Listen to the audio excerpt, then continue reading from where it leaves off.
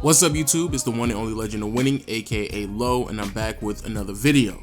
So I'm pretty sure everyone knows the news now because Twitter was completely wild yesterday.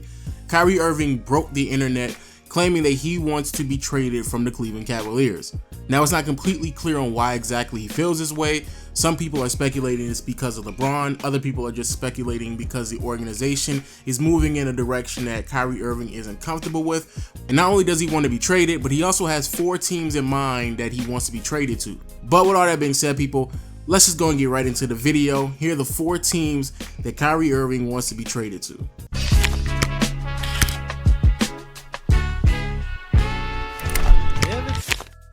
Now the first team we're going to talk about are the San Antonio Spurs. San Antonio over the last 2 decades have been phenomenal, consistently making the playoffs, pushing into the finals, and winning 5 championships in 6 appearances.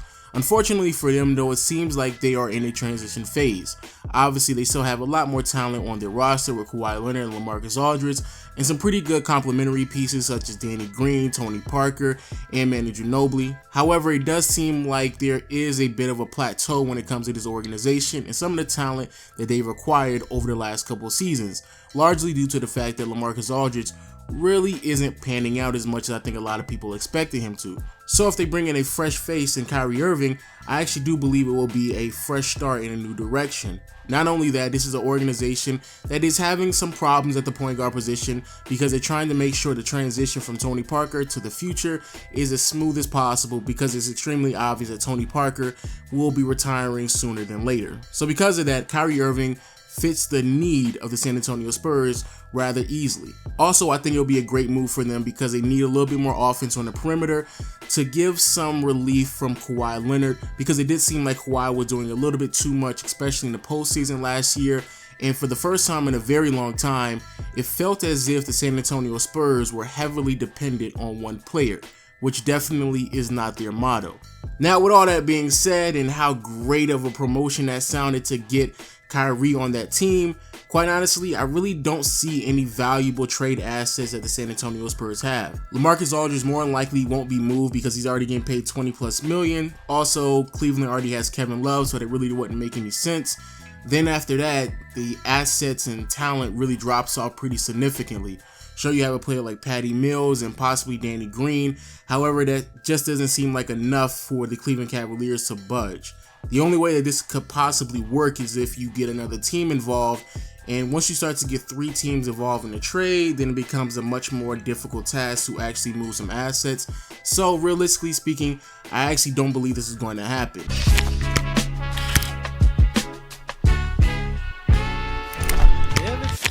Now, the next team on the list is the Miami Heat.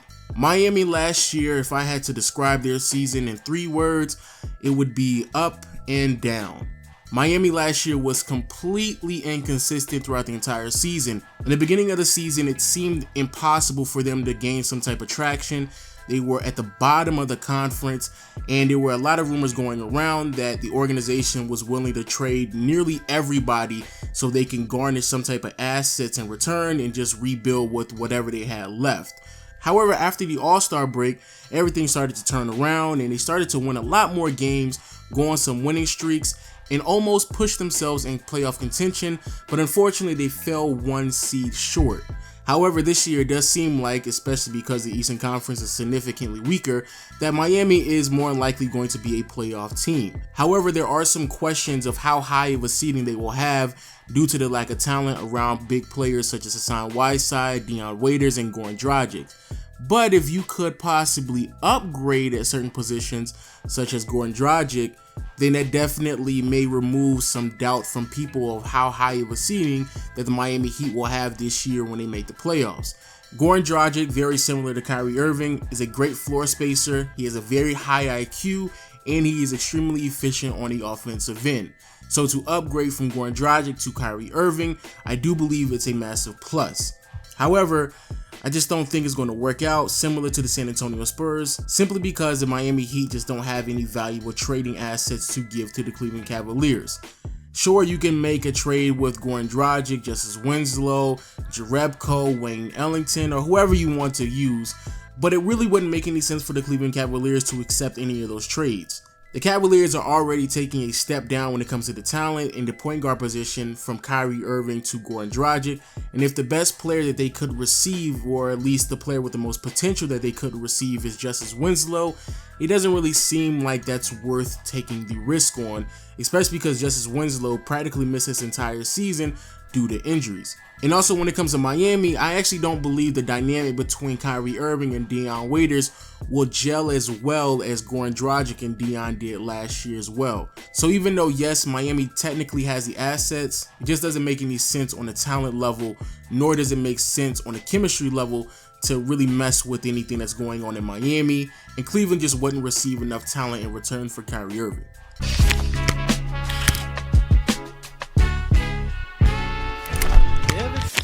Now, the next team I want to talk about are the Minnesota Timberwolves. And this is where things get really interesting, because Minnesota is one of the very few teams in the NBA that can actually go out there and get Kyrie Irving, and in return give the Cavaliers some quality assets. Now, when it comes to Kyrie Irving joining the Minnesota Timberwolves, it's extremely obvious that the Timberwolves have put themselves in a situation to contend for a playoff seeding. And in my humble opinion, I actually believe that the Minnesota Timberwolves are one of the very few teams in the near future that will be able to compete going up against the Golden State Warriors.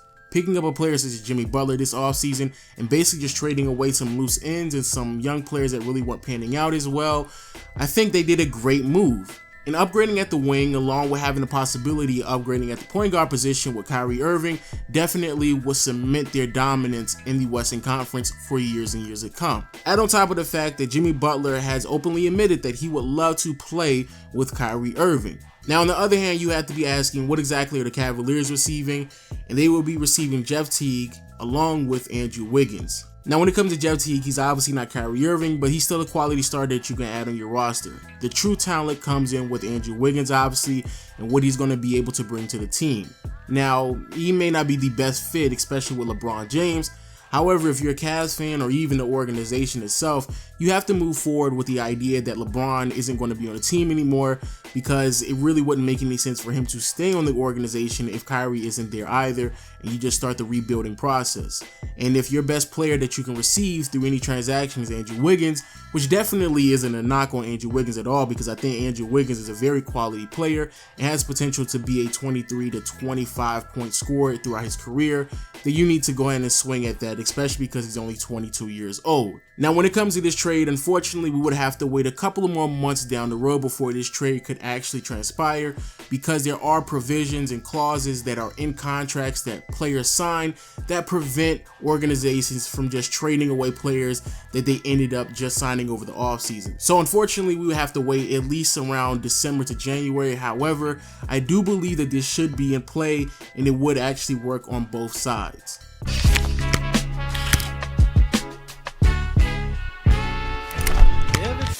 And finally, we have the New York Knicks. Shout out to my Knicks fans, because you should be rejoicing, jumping up for joy, because it seems as if the New York Knicks, as crazy as it sounds, may become winners of this offseason.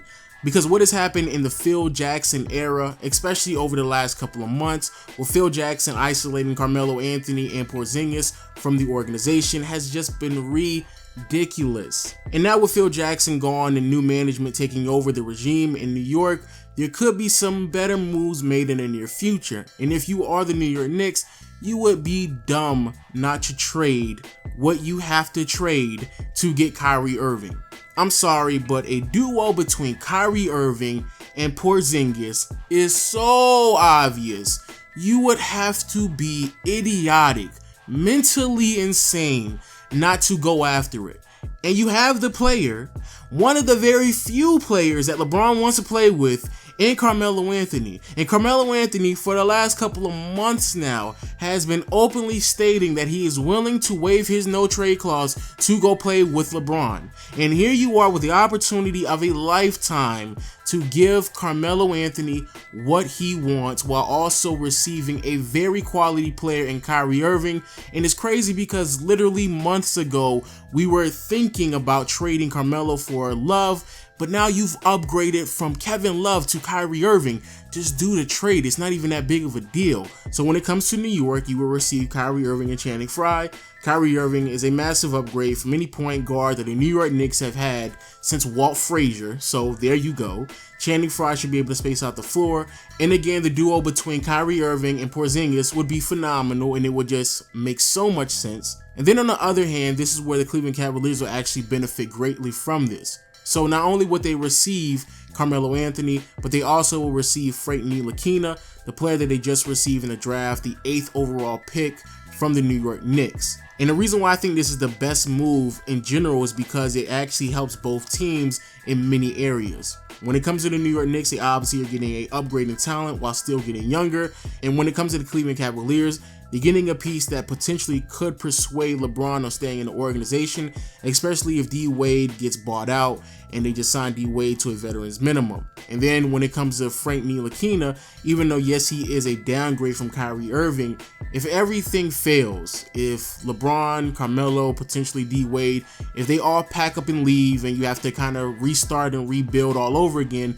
you would have the point guard of the future on your team as well, so you could be moving in the right direction and you don't really have to worry about anything major.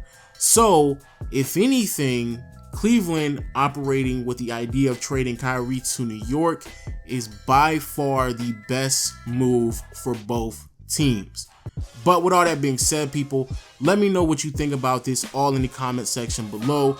If you feel like Kyrie Irving should be traded to another team, let me also know as well. I'm just using these 4 teams because these are the teams that apparently Kyrie Irving wants to be traded to. And also follow me on Twitter at Legend of Winning. Hit the subscribe button to be updated on all the new and latest and greatest NBA videos on YouTube. And with all that being said, people, I will see you all later. Peace.